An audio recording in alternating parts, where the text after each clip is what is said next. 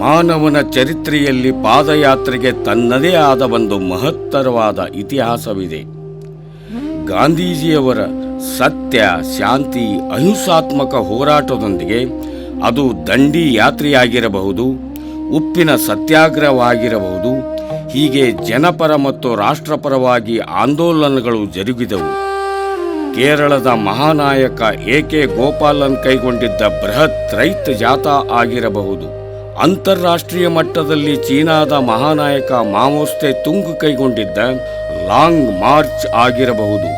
ಕಲ್ಯಾಣ ಕರ್ನಾಟಕದ ಕಲಬುರಗಿ ಜಿಲ್ಲೆಯ ಮಹಾರಾಷ್ಟ್ರದ ಗಡಿಯಂಚಿನ ಆಳಂದ್ ತಾಲೂಕಿನಲ್ಲಿ ಸಮಾಜವಾದಿ ಚಿಂತಕರು, ಜನಪರ, ಜೀವಪರ, ಪರಿಸರ ಪ್ರೇಮಿ, ಶೈಕ್ಷಣಿಕ ಪ್ರಗತಿಯ ಕನಸುಗಾರ, ಅಭಿವೃದ್ಧಿಯ ಹರಿಕಾರ, ಮುಸ್ತದ್ದಿ ರಾಜಕಾರಣಿ, ನಿರ್ಭಯ ನಾಯಕ, ಜನಮೆಚ್ಚಿದ ಶಾಸಕರಾದ ಸನ್ಮಾನ್ಯ ಶ್ರೀ ಬಿ.ಆರ್. ಪಾಟೀಲರು ಬುದ್ಧ, ಬಸವ, ಅಂಬೇಡ್ಕರ್ ವಿಚಾರಧಾರೆಯಂತೆ ಗಾಂಧೀಜಿ, ಜಯಪ್ರಕಾಶ್ ನಾರಾಯಣ, ರಾಮ್ ಮನೋಹರ್ ಲೋಹಿಯಾರ ಸಮಾಜವಾದಿ ತತ್ವಾದರ್ಶದಂತೆ ಆಳಂದ್ ತಾಲೂಕಿನ ಪ್ರಗತಿ, ಶಾಂತಿ, ಸಮೃದ್ಧಿ ಹಾಗೂ ಸೌಹಾರ್ದ ಸಮಾಜ ಕಟ್ಟುವಲ್ಲಿ ಸಮಾನ ಮನಸ್ಕರನ್ನೊಳಗೊಂಡ ಪಾದಯಾತ್ರೆ ಹಮ್ಮಿಕೊಂಡಿರುವುದು ಆಳಂದ್ ತಾಲೂಕಿನಲ್ಲಿ ಜನಜನಿತ. ಸಮಾಜವಾದಿ ಹೋರಾಟಗಾರರಾಗಿರುವ ಬಿ.ಆರ್. ಪಾಟೀಲರ ಜನಪರ ಚಳುವಳಿಗಳ ಪರಿಸರದಲ್ಲಿಯೇ ತಮ್ಮ ವ್ಯಕ್ತಿತ್ವವನ್ನು ರೂಪಿಸಿಕೊಳ್ಳುತ್ತಿರುವ ಆರ್.ಕೆ. ಪಾಟೀಲರು ಆಳಂದ್ ತಾಲೂಕಿನಲ್ಲಿ ಪಾದಯಾತ್ರೆಯ ಪರಂಪರೆಯನ್ನು ಮುಂದುವರಿಸುತ್ತಿದ್ದಾರೆ. ಆರ್.ಕೆ. ಪಾಟೀಲರು ಆಳಂದ್ ತಾಲೂಕಿನಲ್ಲಿನ ಅನೇಕ ಯುವ ನೇತಾರರಲ್ಲಿ ಪ್ರಮುಖರಾಗಿದ್ದಾರೆ. ಅವರ ಚಿಕ್ಕಪ್ಪ ಜನಪರ ಶಾಸಕರಾದ ಶ್ರೀ ಬಿ.ಆರ್. ಪಾಟೀಲರ ಮಾರ್ಗದರ್ಶನದಲ್ಲಿ ಪಾದಯಾತ್ರೆಯ ಮಹಾಪರಂಪರೆಯ ಮಾರ್ಗದಲ್ಲಿ ಮತ್ತೊಂದು ಹೆಜ್ಜೆ ಹಾಕುವ ಮೂಲಕ ಇಡೀ ಆಳಂದ್ ತಾಲೂಕಿನ ಜನರಲ್ಲಿ ಸಾಮಾಜಿಕ, ಧಾರ್ಮಿಕ ಮತ್ತು ರಾಜಕೀಯ ಪ್ರಜ್ಞೆಯನ್ನು ಮೂಡಿಸಿ ವಿಸ್ತರಿಸುವ ಮಹತ್ತರವಾದ ಆಕಾಂಕ್ಷೆಯನ್ನು ಇಟ್ಟುಕೊಂಡಿದ್ದಾರೆ. ಪ್ರಥಮವಾಗಿ ಕೈಗೊಂಡಿದ್ದ ಪರಿವರ್ತನೆ ಪಾದಯಾತ್ರೆಯ ಸತ್ಫಲಗಳಿಂದ ಸ್ಫೂರ್ತಿಗೊಂಡಿರುವ ಆರ್.ಕೆ. ಪಾಟೀಲರು ಅಕ್ಟೋಬರ್ ತಿಂಗಳಲ್ಲಿ ಆಳಂದ್ ತಾಲೂಕಿನ ಆಯಾ ಜಿಲ್ಲಾ ಪಂಚಾಯತ್ ಕ್ಷೇತ್ರ ವ್ಯಾಪ್ತಿಯ ಉದ್ದಗಲಕ್ಕೂ ಪಾದಯಾತ್ರೆ ಹಮ್ಮಿಕೊಳ್ಳುತ್ತಾರೆ. ಪಾದಯಾತ್ರೆ ಎಂದರೆ ಒಂದೂರಿನಿಂದ ಮತ್ತೊಂದೂರಿಗೆ ನಿರುದ್ದೇಶರಾಗಿ ಸುಮ್ಮನೆ ನಡೆದುಕೊಂಡು ಹೋಗುವುದಲ್ಲ. ನಮ್ಮಲ್ಲಿ ಯಾತ್ರೆ ಎಂಬ ಶಬ್ದಕ್ಕೆ ವಿಶಿಷ್ಟವಾದ ಪವಿತ್ರವಾದ ಅರ್ಥವಿದೆ. ಅದಕ್ಕೊಂದು ಮಹತ್ವವಾದ, ಘನವಾದ, ಉದಾತ್ತವಾದ ಉದ್ದೇಶವಿರುತ್ತದೆ. ಪಾದಯಾತ್ರೆಯ ಒಂದು ಮಹತ್ವದ ಸಂಗತಿಯನ್ನು ಮುಂದಿಟ್ಟುಕೊಂಡು ವಿಭಿನ್ನ ಗ್ರಾಮಗಳ ಜನಮಾನಸಕ್ಕೆ ತಲುಪಿ ಅವರ ಸುಖ ದುಃಖಗಳಿಗೆ ಸ್ಪಂದಿಸುವುದು, ಜನರ ಹಲವಾರು ಸಮಸ್ಯೆ ಸವಾಲುಗಳನ್ನು ಎದುರುಗೊಂಡು ಅವುಗಳ ಕುರಿತು ತರ್ಕಬದ್ಧವಾದ ಚರ್ಚೆ, ಜಿಜ್ಞಾಸೆಗಳನ್ನು ನಡೆಸುವ ಮೂಲಕ ಕಾರ್ಯಸಾಧುವಾದ ಪರಿಹಾರವನ್ನು ಕಂಡುಕೊಳ್ಳುವಲ್ಲಿ ಆರ್.ಕೆ. ಪಾಟೀಲರು ನಿಸ್ಸೀಮರು. ಪಾದಯಾತ್ರೆಯ ದಾರಿಯಲ್ಲಿ ಬರುವ ಗ್ರಾಮಗಳ ಜನರೊಂದಿಗೆ ನೇರವಾಗಿ ಸಂಪರ್ಕ ಸಾಧಿಸಿ ಅವರೊಂದಿಗೆ ಸ್ನೇಹ, ಸಾನ್ನಿಧ್ಯ ಹಾಗೂ ಸಹಾನುಭೂತಿಯನ್ನು ಸಾಧಿಸಿ ಪರಸ್ಪರ ಮಿಡಿಯುವ ಭಾವ ಸಂಪರ್ಕ ಸೇತುವೆಯನ್ನು ನಿರ್ಮಿಸಿ ಅರ್ಥಪೂರ್ಣವಾದ ಸಂವಾದ ನಡೆಸಿ ಸಾರ್ವಜನಿಕರು ಪ್ರಜಾಸತ್ತೆಯ ಪ್ರಕ್ರಿಯೆಯಲ್ಲಿ ಸಕ್ರಿಯವಾಗಿ ಪಾಲ್ಗೊಳ್ಳುವಂತೆ ಮಾಡುವ ಸದಿಚ್ಛೆ ಆರ್.ಕೆ. ಪಾಟೀಲರದ್ದಾಗಿದೆ.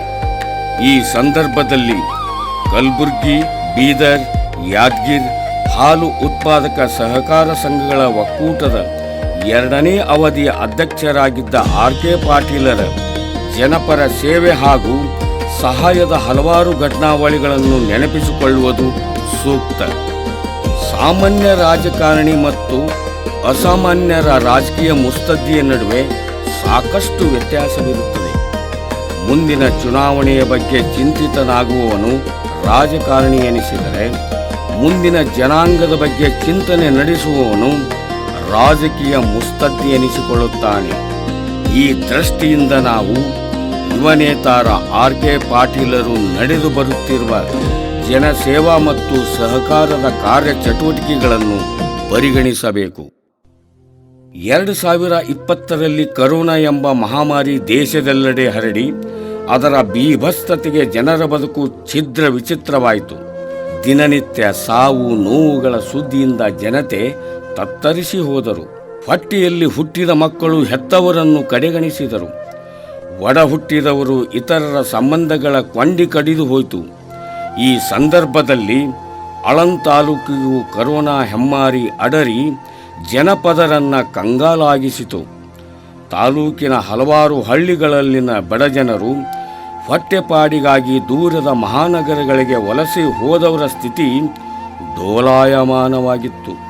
ಈ ಸುದ್ದಿಯಿಂದ ಎಚ್ಚೆತ್ತು ಜಾಗೃತರಾದ ಆರ್.ಕೆ. ಪಾಟೀಲರು ವಲಸೆ ಹೋದ ಆಳಂದ ತಾಲೂಕಿನ ಕಾರ್ಮಿಕರು ಸೋಲಾಪುರ್, ಪುಣೆ, ಬಾಂಬೆಯಂಥ ಮುಂತಾದ ಮಹಾನಗರಗಳಲ್ಲಿ ಸಿಕ್ಕಿಬಿದ್ದು ತೊಡಲಾಡುತ್ತಾ ವಿಲಿವಿಲಿಸುತ್ತಿದ್ದಾಗ ತಕ್ಷಣ ತಮ್ಮ ಸಮತಾಲೋಕ ಶಿಕ್ಷಣ ಸಮಿತಿಯ ಶಾಲಾ ಕಾಲೇಜುಗಳ 10 ಬಸ್ಸುಗಳನ್ನು ಬಳಸಿಕೊಂಡು ಕರೋನಾ ಹೆಮ್ಮಾರಿಗೆ ಹೆದರದೆ ಸೋಲಾಪುರ್, ಪುಣೆ, ಬಾಂಬೆ ಇತ್ಯಾದಿ ನಗರಗಳಲ್ಲಿನ ಅಸಹಾಯಕ ಗುಳೆ ಹೋದ ಕಾರ್ಮಿಕರನ್ನು ಉಚಿತವಾಗಿ ಕರೆತಂದು ಕೆಲ ದಿನ ಕ್ವಾರಂಟೈನ್ನಲ್ಲಿರಿಸಿ ನಂತರ ಅವರವರ ಮನೆಗಳಿಗೆ ತಲುಪಿಸಿ ಮಾನವೀಯತೆ ತೋರಿದ ಆರ್.ಕೆ. ಪಾಟೀಲರ ನಿರ್ಮಲ ಭಾವಸುದ್ದಿಗೆ ಅಮಾಯಕರು ಕೃತಜ್ಞರಾಗಿದ್ದಾರೆ.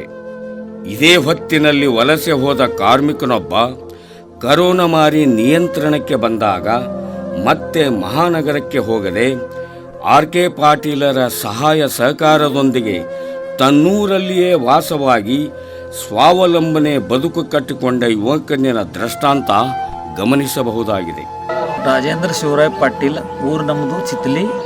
ಫಸ್ಟ್ ನಾ ಮುಂಬೈಯಲ್ಲಿ ಕೆಲಸ ಮಾಡ್ತಿದ್ದ. 31 ವರ್ಷ ನಾ ಮುಂಬೈಯಲ್ಲಿ ಸರ್ವಿಸ್ ಮಾಡಿದೆವು.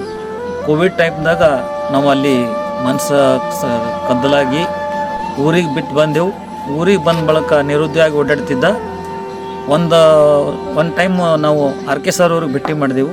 ಸರ್, ನಾನು ನಿರುದ್ಯೋಗಿತ ಇದ್ದೇನೆ, ಅಲ್ಲಿಂದ ಇಲ್ಲಿ ಊರಲ್ಲಿ ನಿರುದ್ಯೋಗಿ ಓಡಾಡ್ತಿದ್ದೇನೆ, ಏನಾದರೂ ಒಂದು ಸಹಾಯ ಮಾಡಿ ಅಂತ ಕೇಳಿಕೊಂಡೆ. ಅವರು ಒಂದು ಹೈನುಗಾರಿಕೆ ಬಗ್ಗೆ ನನಗೆ ಒಂದು ಅನುಭವವನ್ನು ನೀಡಿದರು. ಅವರ ಮಾಹಿತಿ ಪ್ರಕಾರ ನಾನೊಂದೆರಡು ಹಸು, ಒಂದೆರಡು ಎಮ್ಮೆ, ಆಮೇಲೆ ಅದರಿಂದ ಒಂದು ಜಾಪುಳಕಾಯಿ ತೋಟವನ್ನು ತಯಾರು ಮಾಡಿ ಅದರ ಮೇಲೆ ಅವಲಂಬನೆ ಮಾಡಿಕೊಂಡು ವ್ಯವಸಾಯದಲ್ಲಿ ತೊಡಗಿದ್ದೆ. ಆಳಂದ ತಾಲೂಕಿನ ಯಾವ ಸ್ಥಳಗಳಲ್ಲಿ ಕರೋನಾ ಹರಡಿದ ಏರಿಯಾ ಮತ್ತು ವಾರ್ಡ್ಗಳು ಸೀಲ್ ಡೌನ್ ಆದ ಪ್ರದೇಶಕ್ಕೆ ಕರೋನಾ ನಿಯಂತ್ರಣಕ್ಕಾಗಿ ಸೇವಿಸುವ ಮಾತ್ರೆಗಳ ಕಿಟ್ಟು ಕೊಟ್ಟರಲ್ಲದೆ ಕ್ವಾರಂಟೈನ್ನಲ್ಲಿ ಬಂದಿಯಾಗಿದ್ದ 100 ಕುಟುಂಬ ವರ್ಗಕ್ಕೆ ದಿನಸಿ ಕಿಟ್ ವಿತರಿಸಿ ಬಡವರ ನೆರವಿಗೆ ನೆಲೆಯಾಗಿ ಆರ್.ಕೆ. ಪಾಟೀಲರು ಅವಿರತ ಕಾರ್ಯನಿರ್ವಹಿಸಿದ್ದಾರೆ. ಇದಲ್ಲದೆ ಕರೋನಾ ನಿಯಂತ್ರಣಕ್ಕಾಗಿ ಸಮತಾಲೋಕ ಶಿಕ್ಷಣ ಸಮಿತಿ ವತಿಯಿಂದ ಟ್ರ್ಯಾಕ್ಟರ್ ಬಳಸಿಕೊಂಡು ಆಳಂದದ ವಿವಿಧ ವಾರ್ಡ್ಗಳಲ್ಲಿ ವೈರಾಣುನಾಶಕ ದ್ರಾವಣ ಸಿಂಪರಣೆ ಮಾಡಿಸಿದರು. ನಿಂಬರ್ಗ ಮತ್ತು ಕೆಲ ಹಳ್ಳಿಗಳಲ್ಲಿ ಕೂಡ ಸ್ಯಾನಿಟೈಸರ್ ಸಿಂಪರಣೆ ಮಾಡಿಸಿದರು. ಹೀಗೆ ಕರೋನಾ ಸಂದರ್ಭದಲ್ಲಿ ಆರ್.ಕೆ. ಪಾಟೀಲರ ಜನಹಿತ ಸೇವಾ ಕಾರ್ಯ ಯಥೇಚ್ಛವಾಗಿ ಸಾಗಿತ್ತು. ಆರ್.ಕೆ. ಪಾಟೀಲ್ ಅವರದ್ದು ಬಹುಮುಖ ವ್ಯಕ್ತಿತ್ವ. ಶಿಕ್ಷಣ ಕ್ಷೇತ್ರಕ್ಕೂ ಅವರ ಗಮನ ಸೆಳೆಯಿತು. ಚಿಕ್ಕಪ್ಪ ಬಿ.ಆರ್. ಪಾಟೀಲರು ಸಮತಾಲೋಕ ಶಿಕ್ಷಣ ಸಮಿತಿ ಸ್ಥಾಪಿಸಿ ಅದರ ಅಡಿಯಲ್ಲಿ ಬಸವೇಶ್ವರ ಪೂರ್ವ ಪ್ರಾಥಮಿಕ ಶಾಲೆ, ವಿವೇಕವರ್ಧಿನಿ ಪ್ರಾಥಮಿಕ ಶಾಲೆ, ಲೋಕನಾಯಕ ಜಯಪ್ರಕಾಶ್ ನಾರಾಯಣ ಪ್ರೌಢಶಾಲೆ, ಡಾಕ್ಟರ್ ರಾಮ್ ಮನೋಹರ ಲೋಹಿಯಾ ಪದವಿ ಪೂರ್ವ ಕಾಲೇಜು, ಸಂಬುದ್ಧ ಪದವಿ ಮಹಾವಿದ್ಯಾಲಯ, ಇವುಗಳಲ್ಲದೆ CBSE ಆಂಗ್ಲ ಮಾಧ್ಯಮ ಶಾಲೆ ಮತ್ತು ಆಯುರ್ವೇದ ಕಾಲೇಜನ್ನು ಸ್ಥಾಪಿಸಿದರು. ಈ ಎಲ್ಲ ಶಾಲಾ ಕಾಲೇಜುಗಳಲ್ಲಿ ಗುಣಮಟ್ಟದ ಶಿಕ್ಷಣ ಕೊಡಿಸುವಲ್ಲಿ ಸಂಸ್ಥೆಯ ಕಾರ್ಯದರ್ಶಿಗಳಾಗಿ ಆರ್.ಕೆ. ಪಾಟೀಲರು ಕಾರ್ಯನಿರ್ವಹಿಸುತ್ತಿದ್ದಾರೆ. ಪಟ್ಟಣಗಳಲ್ಲಿನ ಮಕ್ಕಳಂತೆ ಹಳ್ಳಿಯ ಬಡ ಮಕ್ಕಳು ತಳಮಟ್ಟದಿಂದಲೇ ಒಳ್ಳೆಯ ಶಿಕ್ಷಣ ಪಡೆಯುವ ಉದ್ದೇಶದಿಂದ ಆಳಂದ ತಾಲೂಕಿನ ಸುಮಾರು 30 ಹಳ್ಳಿಗಳಲ್ಲಿ 3 ವರ್ಷದಿಂದ 6 ವರ್ಷದೊಳಗಿನ ಮಕ್ಕಳಿಗಾಗಿ LKG, UKG ಮತ್ತು ನರ್ಸರಿ ಫ್ರೀ ಪ್ರೈಮರಿ ಶಾಲೆ ಆರಂಭಿಸಿ ಆರ್.ಕೆ. ಪಾಟೀಲರು ಗ್ರಾಮೀಣ ಭಾಗದತ್ತ ಚಿತ್ತ ಹರಿಸಿದರು. ಇದಲ್ಲದೆ SSLC ಪರೀಕ್ಷೆಯಲ್ಲಿ ಪ್ರತಿಶತ 90 ಅಂಕ ಪಡೆದು ಉತ್ತೀರ್ಣರಾದ ವಿದ್ಯಾರ್ಥಿಗಳಿಗೆ ತಮ್ಮ ಪದವಿ ಪೂರ್ವ ಕಾಲೇಜಿನಲ್ಲಿ ಉಚಿತವಾಗಿ ದಾಖಲಾತಿ ನೀಡಿ ಅವರ ವಿದ್ಯಾಭ್ಯಾಸಕ್ಕೆ ಉತ್ತೇಜನ ನೀಡಿದ್ದಾರೆ. ಇದುವರೆಗೆ ಸುಮಾರು ವಿದ್ಯಾರ್ಥಿಗಳು ಇದರ ಸದುಪಯೋಗ ಪಡೆದುಕೊಂಡಿದ್ದಾರೆ. ಕಲಬುರಗಿ ಜಿಲ್ಲೆಯಲ್ಲಿಯೇ ಆಳಂದ ತಾಲೂಕು ಎಲ್ಲ ರಂಗಗಳಲ್ಲಿ ಎತ್ತಿದ ಕೈ ಎಂದು ಹೇಳಬಹುದು.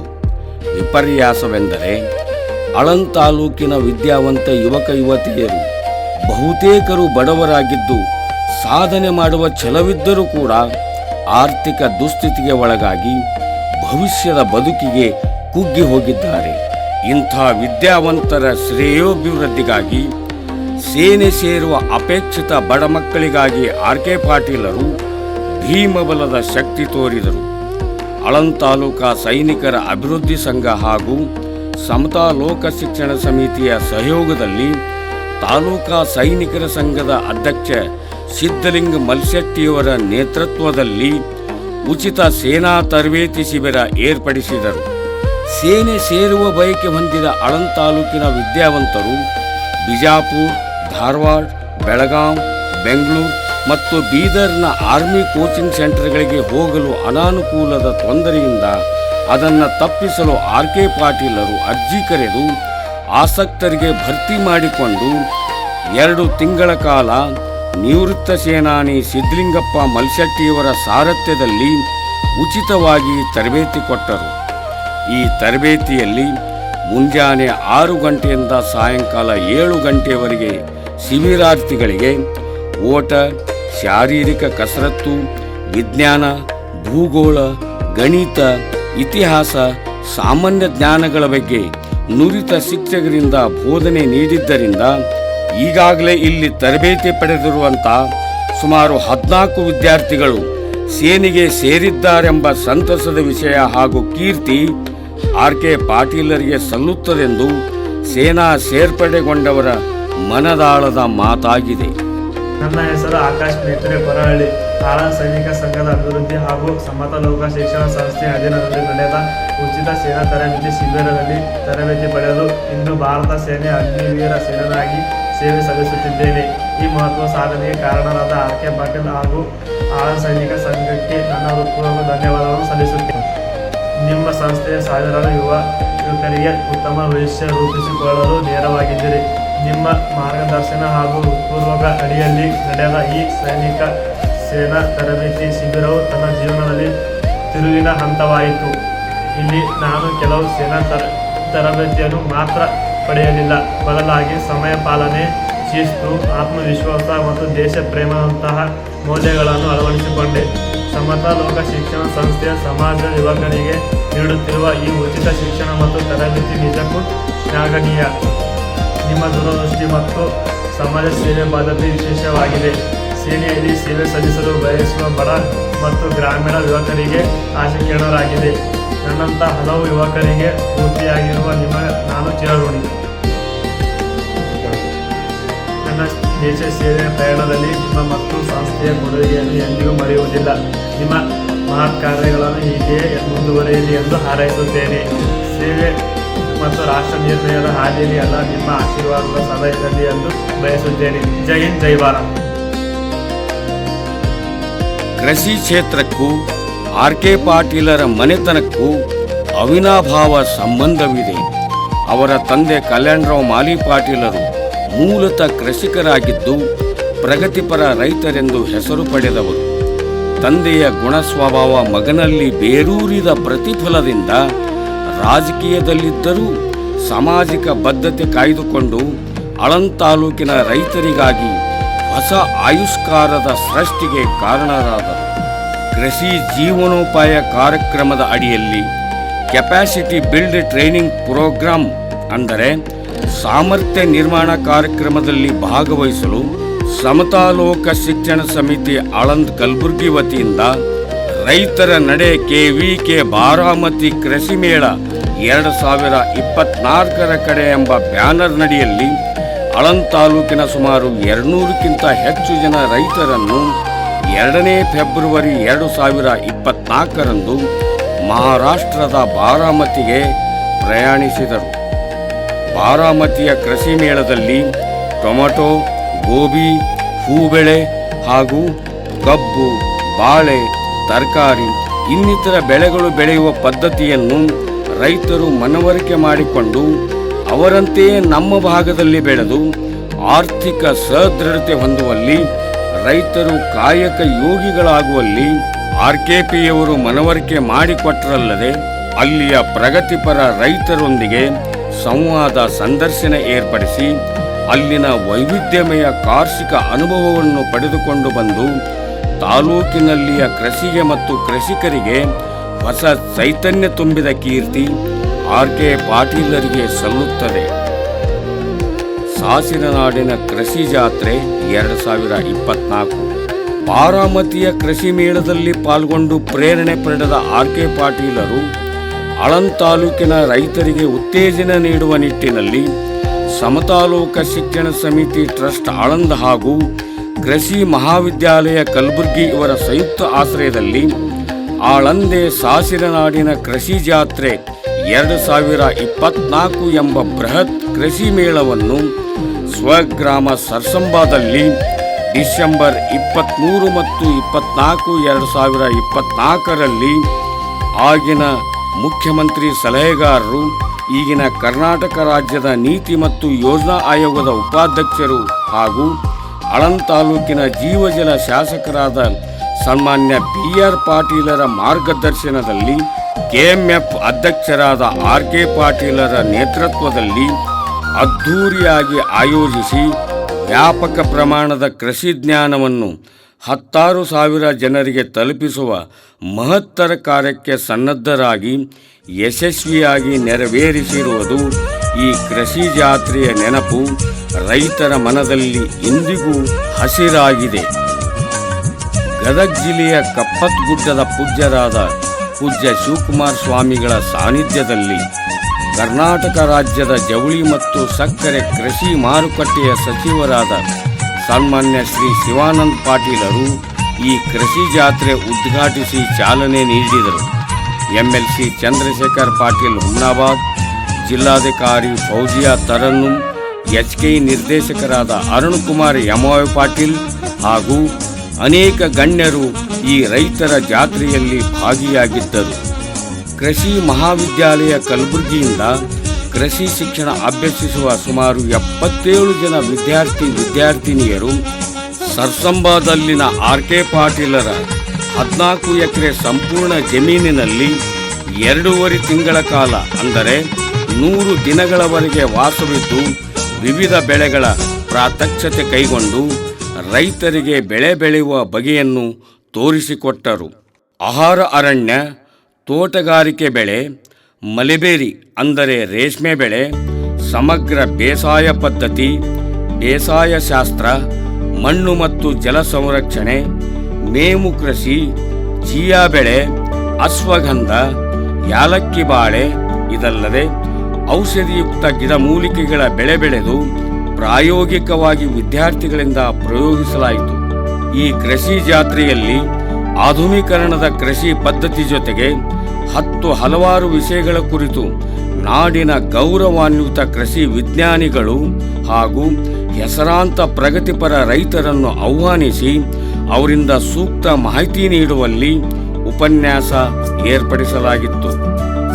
ಆಧುನಿಕ ಕೃಷಿ ಪದ್ಧತಿಯಿಂದ ಯಂತ್ರೋಪಕರಣಗಳ ಬಳಕೆ ಮತ್ತು ಇನ್ನಿತರ ಉಪಯುಕ್ತತೆಯ ಸಲಕರಣೆಗಳ ಬಳಕೆಗಾಗಿ ಈ ಕೃಷಿ ಜಾತ್ರೆಯಲ್ಲಿ ವಸ್ತು ಪ್ರದರ್ಶನ ಮತ್ತು ಕೃಷಿಗೆ ಸಂಬಂಧಿಸಿದ ಮಾರಾಟ ಮಳಿಗೆಯ ವ್ಯವಸ್ಥೆಯನ್ನು ಕಲ್ಪಿಸಿಕೊಡಲಾಗಿತ್ತು. ಈ ಕೃಷಿ ಜಾತ್ರೆಯಿಂದ ಅನೇಕ ರೈತರು ಉತ್ತೇಜನಗೊಂಡು ಆಧುನಿಕ ಪದ್ಧತಿಯ ಕೃಷಿ ಚಟುವಟಿಕೆಯಲ್ಲಿ ತೊಡಗಿಸಿಕೊಂಡಿದ್ದಾರೆ. ಕಿಣ್ಣಿ ಅಬ್ಬಾಸ ಗ್ರಾಮದ ಸಿದ್ದರಾಮ್ ಕಣ್ಮುಸೆ ಎಂಬ ರೈತ ಚಿಯಾ ಬೆಳೆ ಬೆಳೆದ ಬಗೆಯನ್ನ ಅವರಿಂದಲೇ ಕೇಳಿ ತಿಳಿಯೋಣ. ನಮ್ಮ ತಾಲೂಕಿನ KMF ಅಧ್ಯಕ್ಷರಾದ RK ಪಾಟೀಲ್ ಅವರ ಸ್ವಂತ ಹೊಲದಲ್ಲಿ ನಡೆದ ಸಾಸಿರ ನಾಡಿನ ಕೃಷಿ ಮೇಳದಲ್ಲಿ ನಾವು ಎಲ್ಲ ಬೆಳೆಯನ್ನು ತಿರುಗಾಡಿ ನೋಡಿದ್ದು, ಅದರಲ್ಲಿ ಚಿಯಾ ಬೆಳೆಯ ಸಂಪೂರ್ಣ ಮಾಹಿತಿಯನ್ನು ಪಡೆದು ಅದನ್ನು ನಮ್ಮ ಹೊಲದಲ್ಲಿ ಬೆಳೆಯುವ ಆಸಕ್ತಿ ಹೊಂದು ಉತ್ಸುಕಗೊಂಡು ಅದನ್ನು ನಾನು 2-3 ಎಕರೆಯಲ್ಲಿ ನಮ್ಮ ಸ್ವಂತ ಹೊಲದಲ್ಲಿ ಬೆಳೆದಿದ್ದು, ಅದು ಒಳ್ಳೆಯ 100 ದಿನಗಳ ಬೆಳೆಯಾಗಿದ್ದು ಯಾವುದೇ ಥರದ ದನ ಕುರಿಗಳ ಹಂದಿಗಳ ಕಾಟ ಇಲ್ಲದ ಬೆಳೆಯಾಗಿದ್ದು ಖರ್ಚು ವೆಚ್ಚವು ಸಹಿತ ಕಡಿಮೆ ಇದ್ದು ಮತ್ತು ಎಕರೆಗೆ 4ರಿಂದ 5 ಕ್ವಿಂಟಲ್ ಬೆಳೆಯುವ ಬೆಳೆ ಇದು. ಈ ಬೆಳೆಯನ್ನು ನಾವು ರಬ್ಬಿ ಸೀಸನ್ನಲ್ಲಿ ಬೆಳೆಯಬಹುದಾಗಿದೆ. ಇವರಂತೆಯೇ ಸರ್ಸಂಬಾದ ಶಿವರಾಜ್ ಪಾಟೀಲ್ ಎಂಬ ರೈತ ಈ ಕೃಷಿ ಮೇಳದಿಂದ ಜಾಗೃತನಾಗಿ ಉತ್ತಮ ಗುಣಮಟ್ಟದ ರೇಷ್ಮೆ ಬೆಳೆ ಬೆಳೆದಿದ್ದರಿಂದ ರಾಮನಗರದ ರೇಷ್ಮೆ ಬೆಳೆ ಮಾರುಕಟ್ಟೆಯಲ್ಲಿ ಶ್ರೇಷ್ಠ ರೈತನೆಂಬ ಪ್ರಶಸ್ತಿ ಪಡೆದುಕೊಂಡ ದೃಷ್ಟಾಂತ ನಮ್ಮ ಕಣ್ಣೆದುರಿಗಿದೆ. ಕಿಸಾನ್ ಕ್ಲಿನಿಕ್ ಆರ್.ಕೆ. ಪಾಟೀಲರ ಕಲ್ಪನೆಯಂತೆ ಆಳಂದ್ ತಾಲೂಕಿನ ರೈತರ ಏಳಿಗೆಗಾಗಿ ಕಡಿಮೆ ದರದಲ್ಲಿ ಬಿತ್ತನೆ ಬೀಜಗಳು, ಗುಣಮಟ್ಟದ ರಸಗೊಬ್ಬರ, ಕೀಟನಾಶಕ ಔಷಧಗಳು ಮತ್ತು ಕೃಷಿ ಸಲಕರಣೆಗಳು ಒದಗಿಸಲು ಆಳಂದಲ್ಲಿ ಮಾರ್ಚ್ 2022ರಲ್ಲಿ ಕಿಸಾನ್ ಕ್ಲಿನಿಕ್ ಸ್ಥಾಪನೆ ಮಾಡಲಾಯಿತು. ಆಳಂದ್ ಕಲಬುರ್ಗಿ ಹೆದ್ದಾರಿಯ ಕೋರಳ್ಳಿ ಕ್ರಾಸ್ ಬಳಿ ಕಿಸಾನ್ ಕ್ಲಿನಿಕ್ ದಾಸ್ತಾನು ಕಚೇರಿ ಇದ್ದು ಅಲ್ಲಿ ಕೃಷಿ ಅಧಿಕಾರಿಗಳು, ಕಾರ್ಯಕ್ರಮ ಸಂಯೋಜನಾಧಿಕಾರಿಗಳು, ಕ್ಷೇತ್ರ ನಿರ್ವಾಹಕರು ಹಾಗೂ ಕ್ಷೇತ್ರ ಸಹಾಯಕರು ಇವರೆಲ್ಲರೂ ರೈತರಿಗೆ ತಿಳುವಳಿಕೆ ನೀಡಿ ಮಣ್ಣು ಪರೀಕ್ಷೆ, ಉತ್ತಮ ಇಳುವರಿ, ಆಧುನಿಕ ಕೃಷಿ ಪದ್ಧತಿ ಅಳವಡಿಕೆ, ಯಂತ್ರೋಪಕರಣ ಬಳಕೆ, ಇದಲ್ಲದೆ ಬಿತ್ತನೆಯಿಂದ ಕಟಾವಿನವರೆಗೆ ಕೃಷಿ ಕ್ಷೇತ್ರದ ಉತ್ತೇಜನೆಗೆ ಸ್ಪಂದಿಸುವಲ್ಲಿ ಸದಾ ಕಾರ್ಯಪ್ರವೃತ್ತರಾಗಿದ್ದಾರೆ. ಕಿಸಾನ್ ಕ್ಲಿನಿಕ್ ಮೂಲಕ ಈಗಾಗಲೇ ಸಾವಿರಾರು ರೈತರು ಇದರ ಪ್ರಯೋಜನ ಪಡೆಯುವಂತಾಗಿದ್ದಾರೆ. ರೈತರು ತಮ್ಮ ಹೊಲಗಳಿಗೆ ಕಾಲುದಾರಿ ಇಲ್ಲವೇ ಹಣಾದಿಯಿಂದ ಹೋಗಿ ಬರುವ ಸ್ಥಿತಿಯಿಂದ ರೈತರಿಗೆ ಸುಗಮವಾಗಿ ಸಾಗಲು ನಮ್ಮ ಹೊಲ ನಮ್ಮ ರಸ್ತೆ ಈ ಯೋಜನೆಯಡಿಯಲ್ಲಿ ಸರ್ಕಾರ ಅನೇಕ ಹಳ್ಳಿಗಳಲ್ಲಿ ಈ ಯೋಜನೆ ಕಾರ್ಯಗತ ಮಾಡಲಾಗಿದೆ. ಇದು ಶಾಸಕರ ಅನುದಾನದಲ್ಲಿ ಅನೇಕ ಹಳ್ಳಿಗಳಲ್ಲಿನ ರೈತರು ಈ ಯೋಜನೆಯ ಫಲಶ್ರುತಿ ಕಂಡಿದ್ದಾರೆ. ಆದರೆ ಈ ಯೋಜನೆ ತಾಲೂಕಿನ ಇನ್ನೂ ಅನೇಕ ಹಳ್ಳಿಗಳಲ್ಲಿನ ರೈತರಿಗೆ ಲಭ್ಯವಾಗುವ ನಿಟ್ಟಿನಲ್ಲಿ ಸ್ವತಃ ಆರ್.ಕೆ. ಪಾಟೀಲರು 45 ಹಳ್ಳಿಗಳಲ್ಲಿ ಸಮತಾಲೋಕ ಶಿಕ್ಷಣ ಸಮಿತಿಯಿಂದ ರಸ್ತೆ ನಿರ್ಮಾಣ ಮಾಡಿಸಿ ರೈತರಿಗೆ ಸುಗಮ ಸಂಚಾರ ಕಲ್ಪಿಸಿಕೊಟ್ಟಿದ್ದಾರೆ.